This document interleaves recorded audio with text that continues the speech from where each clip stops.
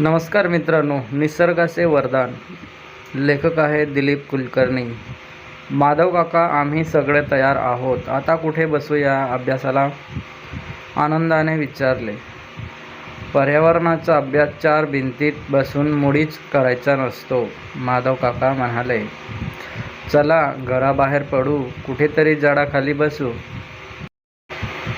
पाखाडी उतरून नदीकडे जाताना एक पिंपळाचा झाड माधवरावांना दिसला. चला इथंच बसूया, पिंपळाच्या पारावर बसून अभ्यासाला ते म्हणाले. सर्वजण गोल करून बसले. छान. आता मला सांगा, पर्यावरण हा शब्दाचा अर्थ कुणाकुणाला माहीत आहे बरं? माधवरावांनी विचारले. पर्यावरण म्हणजे निसर्ग, अजित म्हणाला. म्हणजे झाड, पक्षी, प्राणी असं सगळं. अणु, हवा, पाणी, जमीन अशांसारख्या गोष्टीही, आनंद म्हणाला. माधव काका म्हणाले, बरोबर. आता या पर्यावरणात राहणारा प्रत्येक प्राणी निसर्गाकडून किंवा इतर प्राण्यांकडून काहीतरी घेतो, पण त्याचबरोबर तो काहीतरी परतही करतो. अशी घेवाण होत तशी देवाणही होते. गुरं जमिनीवर चरतात, पण शेताच्या रूपात सेंद्रिय खत जमिनीला परत करून ती सुपीक करतात. मधमाशा मध पितात, त्याचवेळी परागीभवन घडवून आणून निसर्गाला एक फार मोठं काम करतात. झाड जमिनीला पाणी आणि अन्नद्रव्य शोषून घेण्यास, पण त्याच बदलत्या प्राणवायूच्या रूपात सर्वांना श्वास देतात. फळ देऊन प्राण्यांची भूक भागवतात. सापासारखा प्राणीसुद्धा उंदीर फस्त करून पिकांच्या सहाराला आळा घालण्याचं काम करतो. एवढंच लिबलिबीस गांडूळ, पण ते सुद्धा जमीन भुसभुशीत बनवण्याचं काम करतात, जमीन सुपीक बनवत. माणूस मात्र निसर्गाकडून, इतर प्राण्यांकडून फक्त काहीतरी घेताना दिसतो.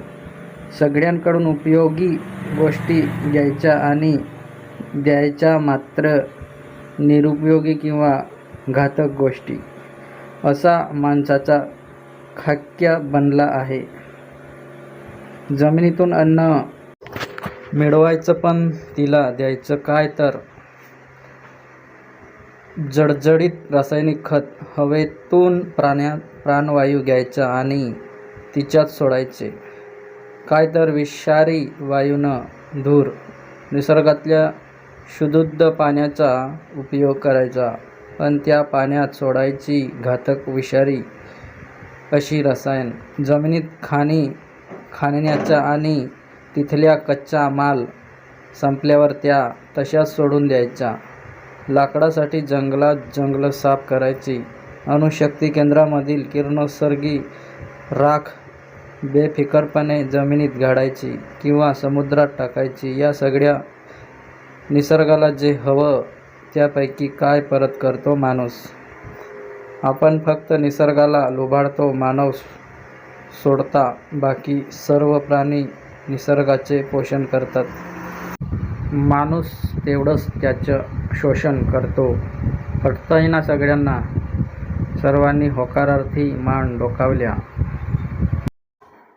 माणसाच्या या वागण्यामुळे निसर्गाचा किंवा पर्यावरणाचा तोल पार ढासळून गेला आहे. असंख्य प्रकारचे जीवाणू, किडे, पक्षी, प्राणी, वनस्पती यांच्यातले जे परस्पर संबंध आहे, त्या परस्परकता आहे, एकमेकांना पूरक आणि एकत्रपणे विचार केला तर पर्यावरणाला पोषक अशा प्रकारांना हे मानवतेवर सजीव काम करतात.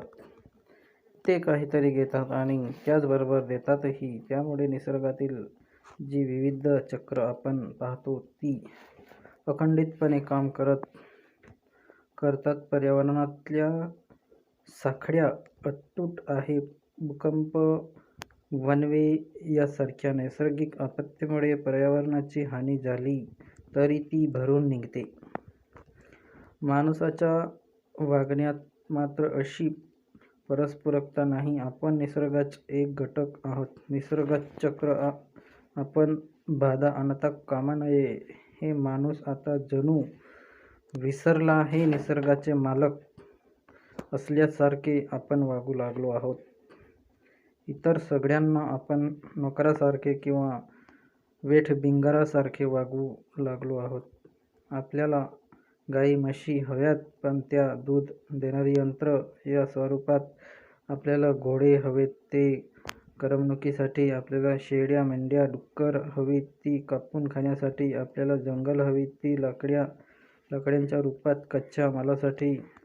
आपल्याला पृथ्वी हवी ती नैसर्गिक साधनसंपत्ती लुटण्यासाठी. आपण फक्त घेणार, लुटणार, ओबाडबाडणार, मारून टाकणार, विध्वंस करणार. काय होईल निसर्गाचं अशा वागण्यानं? आजचे विचारवंत खूप व्यथित झाले आहेत माणसाच्या या वागण्यामुळे. अवघ्या 2-3 वर्षात माणसं या पर्यावरणाचा जो काही विध्वंस केला आहे तो भविष्याविषयी चिंता निर्माण करणारा आहे.